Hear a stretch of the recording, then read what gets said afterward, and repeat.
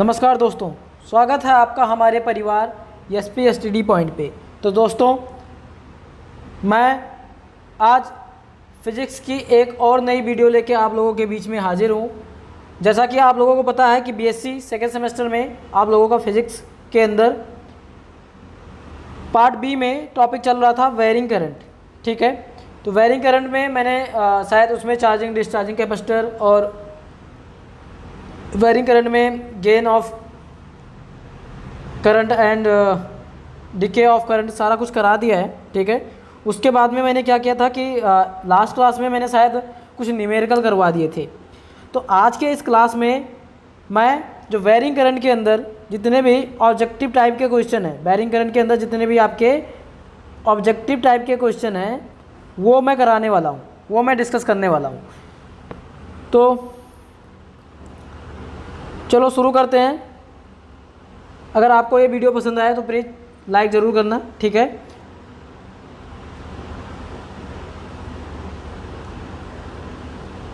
Question number हमारा 1 दे रखा है। क्वेश्चन नंबर हमारा फर्स्ट क्या दे रखा है कि a wearing current is that which, मतलब वेयरिंग करंट क्या होता है। पहला आंसर दे रखा है, मतलब ऑप्शन नंबर ए दे रखा है कि wearing current in magnitude but not direction, मतलब वेयरिंग करंट के क्या होंगे, मैग्नीट्यूड होंगे। मैग्नीट्यूड का मतलब हो गया कि वो बार बार क्या करेगा, कभी ज़्यादा कभी कम करंट फ्लो करेगा, कभी ज़्यादा फ्लो करेगा, कभी कम फ्लो करेगा। तो मैग्नीट्यूड होंगे उससे कुछ।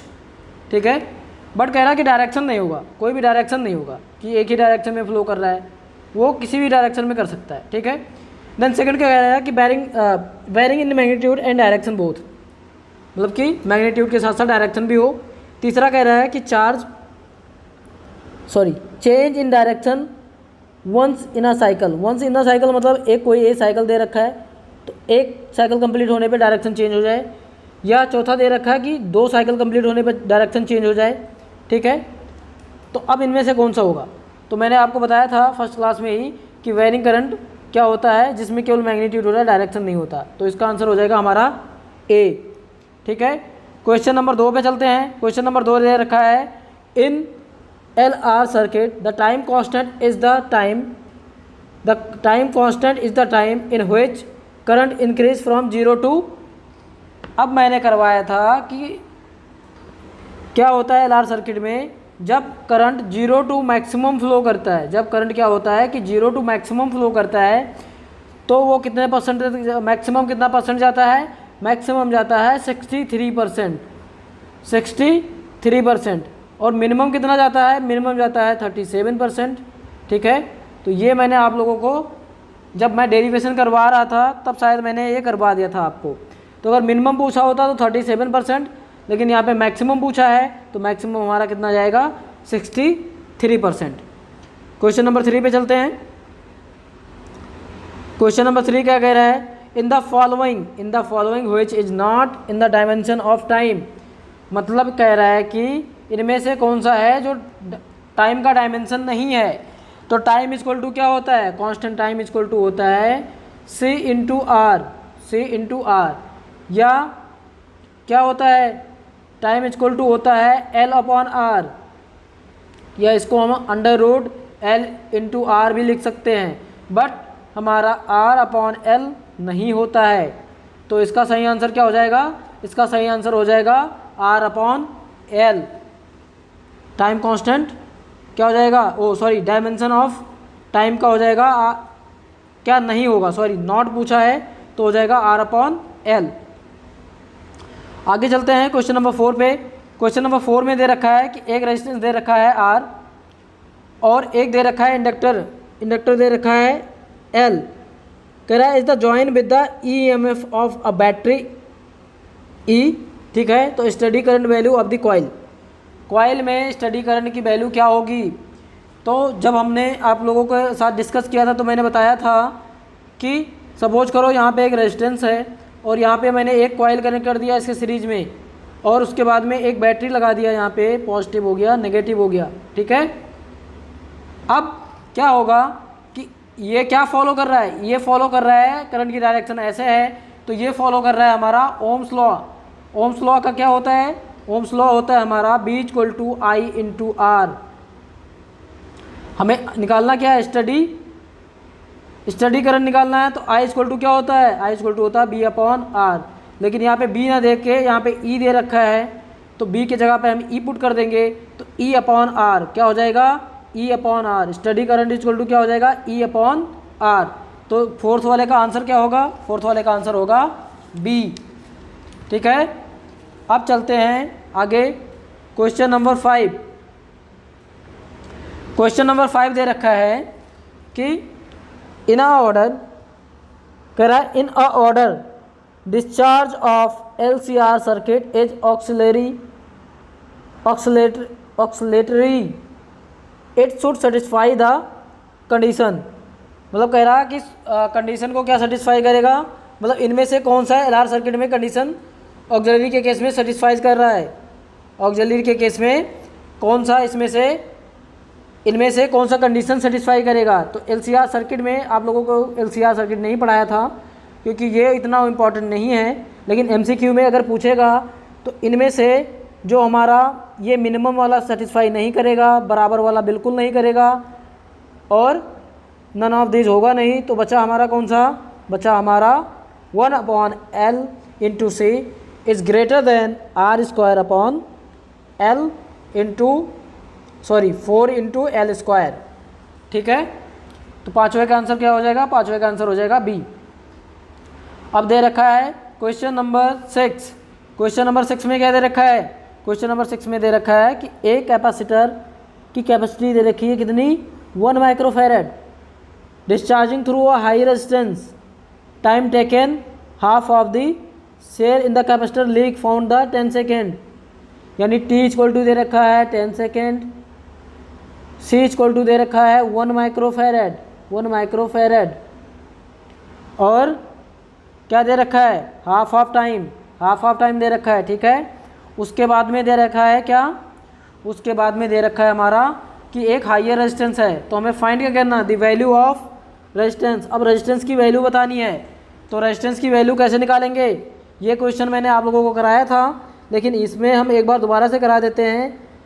तो हम सबसे पहले इक्वेशन लिखेंगे क्या, Q equal to Q nought e⁻ T upon C into R. ठीक है, जहाँ Q इक्वल टू, जहाँ Q नॉट की वैल्यू क्या दे रखा है, Q नॉट की वैल्यू दे रखा है, जहाँ Q अपॉन हाफ दे रखा है ना, तो Q अपॉन Q नॉट कितना हो जाएगा, Q अपॉन Q नॉट हो जाएगा हमारा 1/2। तो इसको हम जब और सॉल्व करेंगे तो ये कितना हो जाएगा, Q upon Q nought equal to e⁻ T upon CR। तो यहाँ पे हम हाफ फुट कर देंगे 1/2 इसकी वैल्यू, और e⁻ T कितना दे रखा है 10 सेकेंड, और C कितना दे रखा है 1 माइक्रोफैरड। तो 1 इंटू 10⁻⁻6 R हमें निकालना है। तो ये जब कैंसिल होगा तो इसकी एक पावर और चढ़ जाएगी, तो ये हो जाएगा हमारा कितना 10⁻7 हो जाएगा, -7 हो जाएगा जब ये नीचे आएगा। ठीक है, तो इसको थोड़ा और सॉल्व करते हैं। तो जब इसको और सॉल्व करेंगे तो ये हो जाएगा 1/2 इक्वल टू कितना हो जाएगा, e⁻−1 अपॉन 10⁻7 इंटू R। ठीक है, यहाँ तक समझ में आ गया। यानी कि हमारा फाइनल इक्वेशन क्या आया half equal to e⁻−1 upon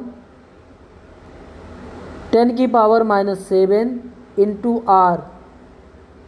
अब जब ऐसी सिचुएशन होती थी तो हम क्या करते थे, दोनों तरफ लॉग ले लेते थे। तो यहाँ अच्छा, अब इसको माइनस हटाने के लिए क्या करेंगे, माइनस हटाने के लिए इसको हम 1 अपॉन में चेंज करेंगे। तो 1 अपॉन में जब चेंज कर देंगे इसको, तो ये क्या हो जाएगा, ये हो जाएगा 2 बचेगा यहाँ पे, और यहाँ पे क्या हो जाएगा e⁻1 अपॉन 10⁻7 इंटू R बचेगा। ठीक है, अब दोनों तरफ हम लॉग लेंगे, तो log 2 इक्वल टू क्या हो जाएगा, log 2 इक्वल टू हो जाएगा 1 अपॉन 10⁻7 इंटू R। log 2 की वैल्यू कितनी होती है 0.69 equal to 1 upon 10⁻⁷ into R. अब इसको जब हम सॉल्व करेंगे तो ये आएगा हमारा 1.4 इंटू 10⁻⁻ है तो ये ऊपर चला जाएगा तो प्लस हो जाएगा जब सॉल्व करेंगे। इसको सॉल्व करके देख लेना, ठीक है। जब इसको सॉल्व करोगे तो आएगा 1 इंटू 4 1.4 इंटू 10⁻⁷। तो इसका सही आंसर क्या हो जाएगा? इसका सही आंसर हो जाएगा 1 इंटू 4 क्रॉस 10⁻⁷ ओम। समझ में आ गया? अब आगे बढ़ते हैं।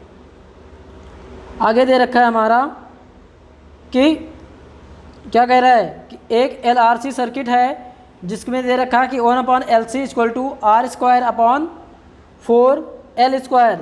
तो अभी ऊपर LCR सर्किट में क्या पढ़ा था कि हमारा जो ऑक्सिलरी होता है, ऑक्सिलरी जो होता है वो क्या होता है 1/LC > R²/4 इंटू L²।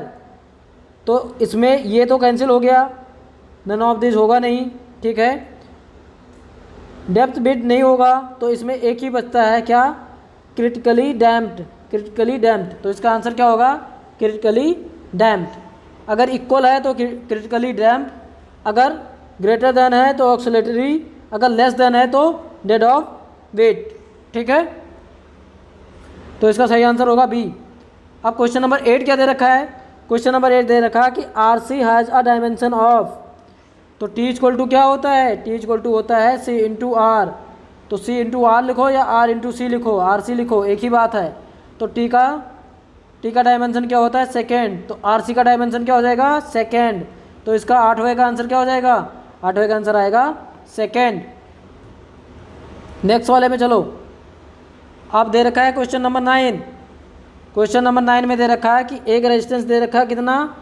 एक रेजिस्टेंस दे रखा है a condenser of a capacity 1 microfarad. एक कैपेसिटर की कैपेसिटी दे रखी है और रेजिस्टेंस कितना दे रखा है? रेजिस्टेंस दे रखा है 0 पॉइंट, यहाँ पे कट रखा है तो लिख देता हूँ 0.5 mega ohm. 0.5 mega ohm connect in series, ठीक है, with the power supply 2 volt. तो क्या कह रहा है? कह रहा है कि बताओ कि टाइम कांस्टेंट क्या होगा, the time constant of the circuit. तो टाइम कांस्टेंट का फार्मूला क्या होता है? T = अभी बताया क्या होता है? C into are. C हमारा दे रखा है 1 माइक्रोफैरड, 1 इंटू 10⁻⁻6। ये कितना हो जाएगा? 0.5 इंटू 10⁻6, क्योंकि ये मेगा का होता है 10⁻+6 और माइक्रो का होता है 10⁻⁻6। तो 10⁻+6 से 10⁻⁻6 कैंसिल, 1 से मल्टीप्लाई करेंगे तो यही आ जाएगा। तो इसका आंसर कितना हो जाएगा? इसका आंसर हो जाएगा 0.5 सेकेंड। 0.5 सेकेंड। चलो नेक्स्ट वाले पे चलते हैं। नेक्स्ट वाला है हमारा अ कॉइल दे रखा है, कितना? कॉइल ऑफ इंडक्टेंस दे रखा है 8.4 मिली हेनरी, ठीक है। रेजिस्टेंस दे रखा है 6 ohm. Connect to the 12 volt battery, 12 volt battery के साथ कनेक्ट है। अब क्या कह रहा है कि the current in the coil 1 ampere approx the time, इसमें निकालना क्या है? इसमें निकालना है अप्रॉक्सीमेटली टाइम निकालना है। तो अब इसके लिए हम इक्वेशन क्या लिखेंगे? इसके लिए इक्वेशन लिखेंगे हम I = I0, पढ़ाया था ना, I0 1 - e⁻ -t upon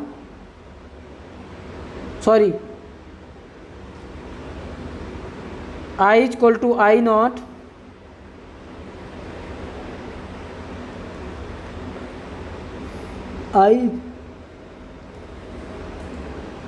I = I0 e⁻ -R/L into T, R/L into T. अब R/L क्या होता है? R हमारा दे रखा है कितना? R हमारा दे रखा है 0.5 मेगा ओम। L हमारा क्या दे रखा है? R हमारा दे रखा है 6, R हमारा देखा है 6 ओम। और L कितना दे रखा है? L दे रखा है 8.4 मेगा हेनरी, ठीक है। तो आर बाई एल निकालेंगे तो कितना आएगा, आर बाई एल निकालेंगे तो आर बाई एल जब निकालेंगे हम तो आर दे रखा है 6 डिवाइड बाई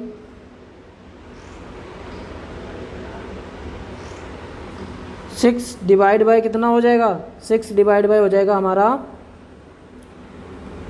8.4। तो जब हम इसको सॉल्व करेंगे 8.4 को तो ये कुछ आएगा कितना, अच्छा ये मेगा ओम में दे रखा है तो ये 10 की पावर -3 होगा, 10 की पावर 3 ये ऊपर जाएगा तो ये 10 की पावर +3 हो जाएगा, यानी ये कितना हो जाएगा, ये 6000 हो जाएगा। तो यहाँ से अगर ये दशमलव हटाते हैं तो यहाँ पे 1 0 आ जाएगा, ये हो जाएगा 60, 60 डिवाइड बाई कितना 84, तो 4 से कटेगा 15 चौका 60, 15 चौका 60 तो यहाँ पे आएगा 15 और 4 से हो जाएगा 4 दूनी 8, 4 एकम 4 21 चौका 84, 15 3 से काट दो 3 बचे 15 और 3 सते 21, 5/7 आ गया। 5/7 को अगर हम डिवाइड करते हैं तो कितना हो जाएगा 50, 7 7 49, 0.7 आ गया। तो आर बाई एल की वैल्यू कितनी आ गई, 0.7 इंटू 10 की पावर 3, 0.7 इंटू 10 की पावर 3 आ गया। तो हम दोबारा लिखते हैं इसको, दोबारा हमारा क्या था, I/I0 इक्वल टू ई की power minus R by L कितना आया था, आर बाई एल आया था हमारा 0.7 इंटू 10 की पावर 3, 10 की पावर 3 क्या हो जाएगा ये 10 की पावर 3 इंटू टी, ठीक है। अब इसको जब हम सॉल्व करेंगे तो I/I0 की वैल्यू कितना दे रखा है, I/I0 की वैल्यू दे रखा है हमारा, I/I0 की वैल्यू दे रखी है हमारी हाफ, ठीक है। I/I0 की वैल्यू क्या हो जाएगा, I इक्वल टू हो जाएगा I डिवाइड बाई 2, तो I/I0 की निकालेंगे तो कितना आ जाएगा, हाफ आ जाएगा। तो वहाँ से हम पुट करेंगे तो फिर वही इक्वेशन बन गया, यानी 2 इक्वल टू समथिंग आएगा ये, यानी 0.7 इंटू 10 की पावर 0.7 इंटू 10 की power sorry log 2 equal to आ जाएगा, log 2 इक्वल टू 0.7 इंटू 10 की पावर 3, 10 की पावर 3 इंटू टी, ठीक है। अब इसको हम क्या, इसको हम मल्टीप्लाई, इसको हम डिवाइड कर देंगे किससे, 0.7 इंटू 10 की पावर कितना दे रखा है 10 की पावर 3, टी इक्वल टू कितना आ रहा है log 2, log 2 की वैल्यू इसमें यहाँ पे गिवन है, ये हम पुट करेंगे यहाँ पे, ठीक है। तो log 2 की वैल्यू हम यहाँ पे उठा के पुट कर देंगे।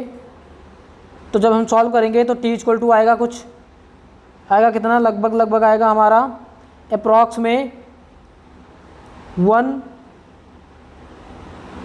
1 इंटू 10 की पावर 3, 1 इंटू 10 की पावर 3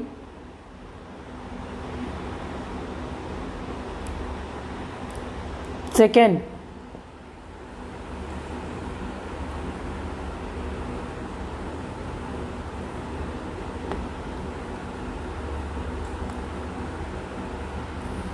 एक मिनट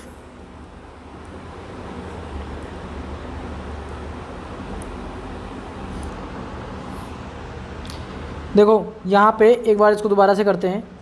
मैंने क्या बताया था, मैंने बताया था यहाँ पे कि इसमें ये फार्मूला पुट करेंगे, कौन सा, I equal to I0 into e की power sorry I equal to I0 1 minus e की पावर कितना हो जाएगा R/L इंटू टी, और ये होगा माइनस की, ठीक है। तो R/L निकाला हमने, R/L कितना दे रखा है 8.4, ठीक है। अब इसको हम डिवाइड करेंगे, ये इंटू 10 की पावर -3 दे रखा है, तो ये ऊपर जाएगा तो ये अप्रॉक्स आया था कितना 0.7 इंटू 10 की पावर कितना 3, ठीक है। यानी हमारा अब क्या आया, अच्छा I/I0 की वैल्यू कितना हो जाएगा, I/I0 की वैल्यू हो जाएगी हाफ, तो हाफ पुट कर देंगे तो हाफ इक्वल टू कितना हो जाएगा 1 माइनस ई की पावर माइनस कितना हो जाएगा 0.7 इंटू 10 की पावर 3 इंटू टी हो जाएगा, ठीक है।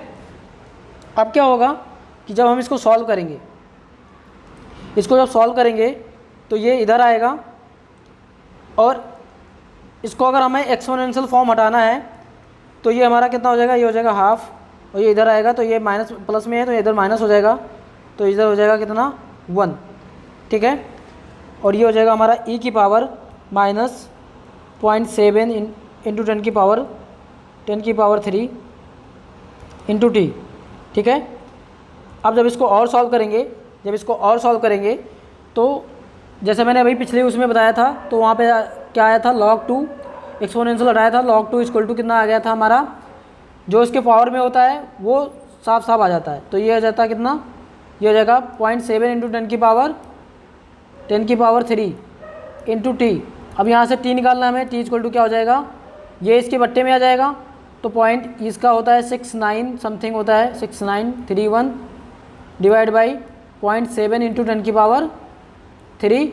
तो इसको जब हम काटेंगे तो अप्रॉक्स आएगा कितना 0.98 समथिंग आएगा। तो इसको हमें यहाँ पे अप्रॉक्सीमेटली बोल रहा है, तो अप्रॉक्सीमेटली हमने 1 ले लिया, लेकिन यहाँ 10 की पावर -3 था, ऊपर जाएगा तो 10 की पावर -3 हो जाएगा, 1 इंटू 10 की पावर -3 सेकेंड, यानी जब इसको सॉल्व करेंगे तो आ जाएगा हमारा 1 मिली सेकेंड। 1 इंटू 10 की पावर -3 सेकेंड आया था ना, तो -3 को कह सकते हैं मिली, तो इसका आंसर हो जाएगा डी, ठीक है। नेक्स्ट पे चलते हैं, क्वेश्चन नंबर 11 में क्या है, आरसी सर्किट में दे रखा है, RC circuit the transient current is the maximum at, transit current maximum किस पे होता है, ट्रांजिट करंट मैक्सिमम जब हमने बताया था किस पे होता है मैक्सिमम, जब हमारा टी इक्वल टू क्या होता है, टी इक्वल टू हमारा होता है 0, तब हमारा ट्रांजिट करंट क्या होता है, मैक्सिमम होता है, ठीक है। जब हम आरसी सर्किट करा रहा था तो मैंने बताया था ट्रांजिट करंट मैक्सिमम कब होगा, ठीक है। क्वेश्चन नंबर 12 क्या दे रखा है, क्वेश्चन नंबर 12 दे रखा है कि डायमेंशन बताना किसकी, आरसी की, the dimension of RC is, क्या होगा, डायमेंशन ऑफ आरसी क्या होगा, क्वेश्चन नंबर 12 में डायमेंशन ऑफ आरसी क्या होगा, अभी मैंने कराया ऊपर, क्वेश्चन नंबर 12 में डायमेंशन ऑफ आरसी होगा T equal to R into C या आर सी, तो ये हो जाएगा किसके, टाइम के बराबर हो जाएगा, तो इसका आंसर क्या हो जाएगा, answer number A. Question number 13, in L R circuit the current increase to 1/4 in maximum value of 4 second, then the time constant of the circuit. L R circuit में अगर 1/4 हो रहा है, वहाँ पे क्या हो रहा था 1/2 हो रहा था, ठीक है, वहाँ पे 1/2 हो रहा था, यहाँ पे कितना हो रहा है, यहाँ पे हो रहा है 1/4। तो जब 1/4 होगा तो क्या हो जाएगा, ये हो जाएगा हमारा, जब इसको हम सॉल्व करेंगे, यहाँ पे 4 सेकंड दे रखा है, तो जब हम सॉल्व करेंगे तो ये आएगा हमारा कितना 2/log 2, 2 कितना आ जाएगा log 2, ठीक है। सेम अभी जब एल आर सर्किट करा रहा था ना ऊपर, I equal to I naught 1 minus e की power L upon R upon L into T, ठीक है। तो इसी में रख के जब सॉल्व करेंगे तो ये आ जाएगा लॉग की वैल्यू, ठीक है। तो इसका आंसर हो गया सी, इसका आंसर हो गया सी। चलो आगे बढ़ते हैं, क्वेश्चन नंबर 14, क्वेश्चन नंबर 14 क्या दे रखा है, the time constant of L R circuit is, time constant of L R circuit का क्या होता है, टाइम कांस्टेंट को किससे डिनोट करते हैं, टाइम कांस्टेंट को डिनोट करते हैं हम किससे, लैम्डा से। तो लैम्डा इक्वल टू क्या होता है, टाइम कांस्टेंट को लैम्डा से डिनोट करते थे, लैम्डा इक्वल टू होता है एल अपॉन आर, तो एल अपॉन आर ये हो जाएगा एल अपॉन आर, 14th का बी। नेक्स्ट हमारा 15, L C R R respectively, मतलब L equal to inductance, capacitance and resistance, the combination of which does not have a dimension of frequency, मतलब इसके combination से अगर इसको हम कंबाइन करते हैं, इसको अगर हम कंबाइन करते हैं तो क्या कह रहा है कि फ्रिक्वेंसी की डायमेंशन नहीं हो सकती, इनमें से फ्रिक्वेंसी की डायमेंशन नहीं हो सकती, किसकी नहीं हो सकती, 1/RC तो होता है, 1/RC होता है, 1 फ्रिक्वेंसी इक्वल टू 1/√LC भी होता है, R/L तो होता है, ठीक है। लेकिन सी बाई एल कभी नहीं होता, सी बाई एल कभी नहीं होता, तो इसका आंसर क्या हो जाएगा, सी बाई एल। ये तो बहुत ईजी था वैसे। उसके बाद में 15 का क्या हो गया, 15 का हो गया डी, सी अपॉन एल। 1/RC भी हो सकता है, ये हो सकता है, ये हो सकता है, ये हो सकता है, बट सी अपॉन एल नहीं हो सकता। ठीक है, आज के इस वीडियो का लास्ट क्वेश्चन दे रखा है कि the necessary condition for the auxiliary of oscillation of LCR circuit. Necessary condition क्या होती है ऑक्सीलेशन ऑफ LCR सर्किट में, इक्वल तो कभी नहीं होता, ऑक्सीलेशन में इक्वल नहीं होता, ग्रेटर देन होता है जब होता है क्या, 1/L इंटू आर, 1/RC होता है। तो ये भी नहीं हो सकता, ये भी नहीं हो सकता, तो बचा क्या हमारा 16 का ए, इसका क्या होगा, R is less than 2√L/C। तो ये थे वेरिंग करंट के अंदर जो मल्टीपल टाइप के क्वेश्चन पूछ सकता है। तो इसमें से ये हमारे दे रखे थे जो कि आपके एग्ज़ाम के पॉइंट ऑफ व्यू से थोड़ा इम्पॉर्टेंट है, जिनके एग्ज़ाम में MCQ टाइप के क्वेश्चन आते हैं। ठीक है, तो आज के इस वीडियो में बस इतना ही। नेक्स्ट क्लास में मैं डिस्कस करने वाला हूँ नेटवर्क थ्योरम। ठीक है, तो अगर ये वीडियो आपको पसंद आए तो लाइक करो, ठीक है, और शेयर करो, सब्सक्राइब करो। तो आज के लिए बस इतना ही। जय हिंद।